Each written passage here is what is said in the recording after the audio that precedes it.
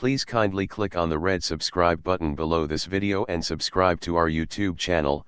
Thanks, God bless you as you do this.